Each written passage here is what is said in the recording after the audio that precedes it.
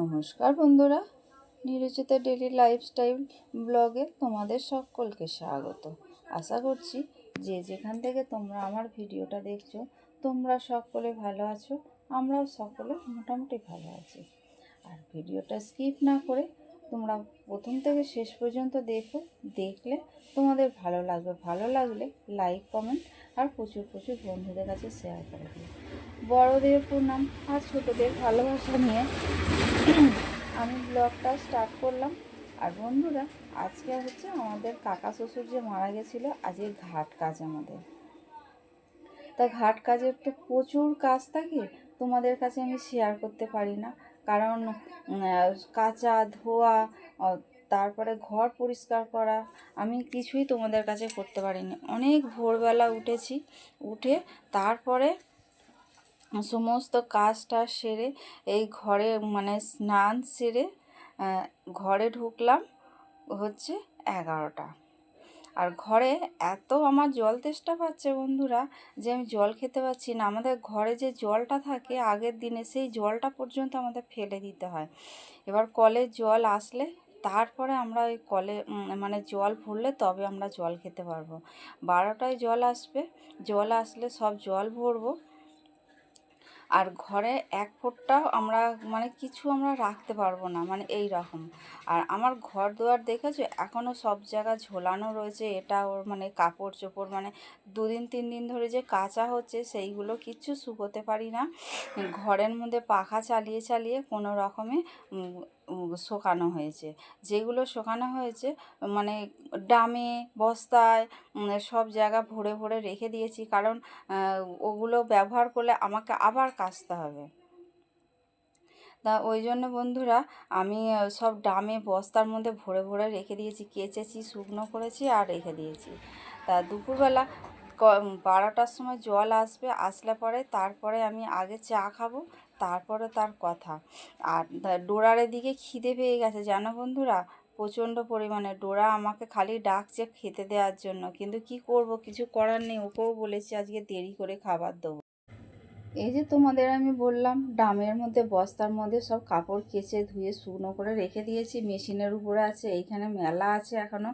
আর এইগুলো সব দেখো বন্ধুরা, কোথায় বোতল, তারপরে যে ঘরে যে সব মশলাপাতি থাকে তার কৌটো কাটা সব ধুয়ে রেখে দিয়েছি। আর এদিকে বিছানাটা না, বিছানার চাদর টাদর সব তুলে কেচে দিয়েছি, বিছানার চাদর এখনও পাতা হয়নি। আর ওদিকে ডল দেখছে টিভি। আর এই যেখানে দেখেছো কলের এখানে কী অবস্থা। আর ডোরা দেখো দরজা গোড়ায় বসে আছে, ও খেতে দেওয়ার জন্য বলছে যে খেতে দাও, ওর খুব জোরে খিদে পেয়ে গেছে। আর এর কাজ হচ্ছে নিচের ঘরে আসা টিভি। আর ওর টিভিতে না কোনো উল্টোপাল্টা কিছু দেখে না। উল্টোপাল্টা বলতে কি, বাচ্চারা যে কার্টুন দেখে, ও কার্টুন দেখতে ও অভ্যস্ত নয়, ও একদম পছন্দও করে। ও নিচে আসে শুধু টিভি দেখার জন্য। চলো বন্ধুরা, আমি আবার পরে আসবো। বন্ধুরা, এটা হচ্ছে বিকালবেলা, এখন বাজে 5টা। আমি এসে এখন বিছানা টিছানা চাদর টাদর তো পাতা হয়নি, ওই জন্য বিছানার চাদর পাচ্ছি। একটা নিজেই পাতলাম, ওটা একটু ছেঁড়া, তার উপরে এই যে ভালো চাদরটা পেতে দিলাম। আর দেখেছো আমি চারদিকে 4 কোণে আমি 4টে গিট্টু বেঁধে দিই, বেঁধে দিয়ে 4 কোণায় আমি আটকে দিই বিছানার চাদর। কারণ ডোরা এত উৎপাত করে, বিছানার চাদর তুলে ও মোটামুটি ও গন্ডগোল পাকিয়ে দেয়। গন্ডগোল বলতে কি, লেপ কাঁথা যা সব থাকে সব তুলে উল্টিয়ে রেখে দেয়। তা ওই জন্য বন্ধুরা দেখো, আমি ওর চারদিকে গিট্টু বেঁধে দিই। বেঁধে দিলে ও আর খুলতে পারে না, কিন্তু রাগ হয় ওর। রেগে গিয়ে না পা দিয়ে আঁচড়ায়, খুব আঁচড়ায়। তা দেখো ওই যে বিছানার চাদরটা পাতা হয়ে গেছে। এবার কিছু জামা কাপড় আছে এই ঘরে যেগুলো, সেইগুলো একটু ভাঁজ করে নিই। আর ওই দিকে আমি দেখো ওই যে আনলায় গুছিয়ে রাখলাম ওইগুলো, কিন্তু আমার এখনও না প্রচুর জামা কাপড় রয়েছে ওইখানে, কাচা ধোয়া সব শুকনো করা। ওগুলো এখন গুছাবো না, কারণ ধীরে সুস্থে সব গুছাতে হবে, একটুখানি কাজ নয়। তা প্রচুর তো কাজ, প্রচুর সব কাচা ধোয়া সব হয়েছিল। সেইগুলো তো সব ওইখানে ড্রামের মধ্যে বস্তার মধ্যে পুরো পুরো রেখে দিয়েছি। আর তারপরে বন্ধুরা আমি দেখো ওইখান থেকে চলে এসেছি ঘর ঝাঁট দিতে।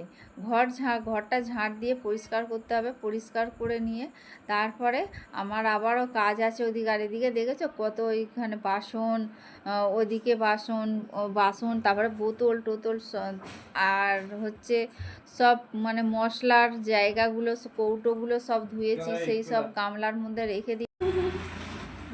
দাও না হেয়ার বেলটা, আমার খুব পছন্দ হয়েছে, দেবে একটু? জুতো পরে আসতে হাঁটবি। ও কি জুতা পরেছো তুমি? জুতোর জন্য কান্নাকাটি হয়ে গেছে। কি জুতা পরেছো? ঘুম থেকে উঠে মুড অফ, নতুন জামা পরাতে মুড ঠিক হয়ে গেল। এবার নতুন জামা পরে মুড এসে গেছে, কি বলে এবার আমি জুতো পরিয়ে দাও, এই জুতোটা। এই যে বৃষ্টি হয়নি, বৃষ্টি হলে ওরা দুজনে না বেরোতে পারতো না, বলেইছিল বৃষ্টি হলে আর যাব না। তা বৃষ্টি হয় না দেখে এই যে এখন বেরোলো। ও অনেকটা দেরি হয়ে। এই যে এই দাদা হচ্ছে ফুল বিক্রি করে আমাদের এই জায়গাটায় বসে। তা ওনার কাছ থেকে আমরা ফুল নিই, ফুল নিয়ে আমরা পুজো করি। তা আর এই যে বোন বেরিয়ে গেল, ডোরা ওই জন্য এদিকে দাঁড়িয়েছিল দরজার সামনে, ও ঘরে ঢুকে আসলো। আমি চল বলতে চলে। বন্ধুরা, অনেকটা পর আমি তোমাদের কাছে আসলাম। যে ডল গেল তারপরে আমি আর তোমাদের কাছে আসতে পারিনি। আজকে শরীরটা না একদম ভালো নয়, কারণ কদিন ধরে এত খাটাখাটুনি হচ্ছে যে আমি